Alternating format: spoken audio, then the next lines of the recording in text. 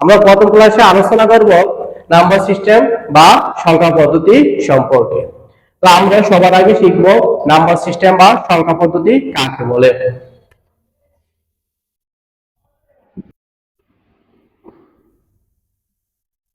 তো আমরা এই পর্যায়ে কি শিখলাম? নাম্বার সিস্টেম বা সংখ্যা পদ্ধতি। কোন সংখ্যা লেখা বা প্রকাশ করার যে পদ্ধতি তাকে আমরা নাম্বার সিস্টেম বলবো। অর্থাৎ সংখ্যা পদ্ধতি বা নাম্বার সিস্টেম পরীক্ষাতে সিকিউ জ্ঞানমূলক প্রশ্ন তোমাদের এই নাম্বার সিস্টেম বা সংখ্যা পদ্ধতি আসতে পারে। তো কোন সংখ্যা লেখা বা প্রকাশ করার যে পদ্ধতি তাকে সংখ্যা পদ্ধতি বলে। এবার আমরা শিখবো যে নাম্বার সিস্টেম বা সংখ্যা পদ্ধতি কত প্রকার। নাম্বার সিস্টেম বা সংখ্যা পদ্ধতি হচ্ছে প্রথমত দুই প্রকার। নাম্বার সিস্টেম বা সংখ্যা পদ্ধতি প্রথমত কত প্রকার? দুই প্রকার। আমরা এই দুই প্রকার সম্পর্কে আলোচনা করব। নাম্বার সিস্টেম বা সংখ্যা পদ্ধতি প্রথমত দুই প্রকার।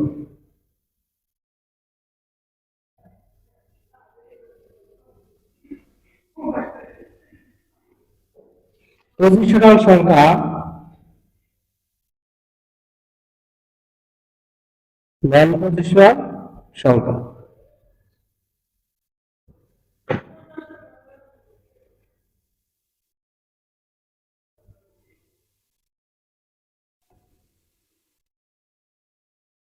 নাম্বার সিস্টেম কত প্রকার? দুই প্রকার। একটা পজিশনাল সংখ্যা, নন পজিশনাল সংখ্যা। পজিশনাল সংখ্যা বলতে বোঝায় অবস্থানগত যার মান আছে। নন পজিশনাল বলতে বোঝায় অবস্থানগত যার মান নেই। অর্থাৎ পজিশনাল সংখ্যা পদ্ধতি কাকে বলে, নন পজিশনাল সংখ্যা পদ্ধতি কাকে বলে, সিকিউ এর প্রশ্নের জ্ঞানমূলক প্রশ্ন তোমাদের পজিশনাল এবং নন পজিশনাল সংখ্যা আসতে পারে। এবার আমরা দেখবো যে পজিশনাল সংখ্যা কাকে বলে এবং নন পজিশনাল সংখ্যা কাকে বলে। পজিশনাল সংখ্যা বলতে বোঝায় যেই সংখ্যা বা যেই সংখ্যা পদ্ধতির প্রতীকের মান আছে এবং সাথে স্থানের মান আছে বা অবস্থানের মান আছে, তাকে আমরা পজিশনাল সংখ্যা বলবো। তো পজিশনাল সংখ্যা আবার একটু বলি, যেই সংখ্যা পদ্ধতির প্রতীকের মান আছে, সাথে স্থানের মান আছে বা অবস্থানের মান আছে, তাকে পজিশনাল নাম্বার সিস্টেম বলে বা পজিশনাল সংখ্যা বলে।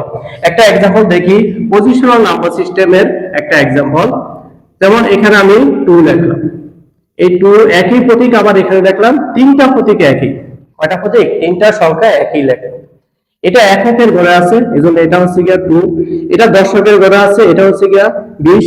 এটা শতকের ঘরে আছে, এজন্য এটা 200 বা হচ্ছে 200। এবার দেখো আমি কি বলছি, আমি বলছি পজিশনাল সংখ্যা অবস্থানগত মান আছে, স্থানের মান আছে।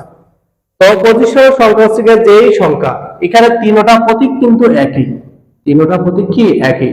এটা এখানে বসার কারণে এটার মান কত? 2। এটা এখানে বসার মান, এটা এখানে বসার কারণে এটার মান হচ্ছে কত? 20। অর্থাৎ একই প্রতীক স্থান চেঞ্জ করে বসলে এজন্য মানগুলো কি হয়ে গেছে? চেঞ্জ হয়ে গেছে। এজন্য বলছে এটা অবস্থানগত মান আছে। এটা এখানে বসছে, এটা মান 2, এটা এখানে বসছে, এটা মান 20, এটা এখানে বসছে, এটা হচ্ছে গিয়া 200। অর্থাৎ একই প্রতীক স্থান পরিবর্তন করে বসছে, এজন্য এই প্রতীকগুলোর মানটা কি হয়ে গেছে? চেঞ্জ হয়ে গেছে, পরিবর্তন হয়ে গেছে। এজন্য আমরা বলবো যে যেই সংখ্যা প্রতীকের মান থাকে, প্রতীকের মান আছে, আবার অবস্থানের মান আছে, স্থানের কারণে মানুষের মর্যাদা কিন্তু বৃদ্ধি পায়, স্থানের মান আছে, তাকে আমরা পজিশনাল নাম্বার সিস্টেম বলবো। এবার নন পজিশনাল নাম্বার সিস্টেম। নন পজিশনাল নাম্বার সিস্টেম হচ্ছে যেই সংখ্যা পদ্ধতির প্রতীকের মান আছে, কি আছে? প্রতীকের মান আছে, কিন্তু অবস্থানের মান নেই, স্থানের মান নেই, তাকে নন পজিশনাল বলে। যেমন রোমান নাম্বার সিস্টেমে x হচ্ছে 10, এটার মানও কিন্তু তোমার 10, এটার মানও কি 10, দুটোটার মান কিন্তু 10। x এখানে বসছে, এটার মান কিন্তু 10। এই যে অবস্থান চেঞ্জ করে এখানে বসছে, তাও এটার মান কিন্তু 10। অর্থাৎ দুইটা মিলে এটা কত? 20। দুইটা x যদি রোমান নাম্বার সিস্টেমে পাশাপাশি লেখে তাহলে এটার মান কত হয়? 20 হয়, 20 হয়। তাহলে এটার অবস্থানের মান নাই, স্থানের মান নাই, কিন্তু পজিশনালের ভিতরে কি আছে? স্থানের মান আছে। এজন্য পজিশনাল বলতে অবস্থানগত মান বোঝায়, নন পজিশনাল বলতে যার অবস্থান নেই তার সেই মানগুলা বোঝায়।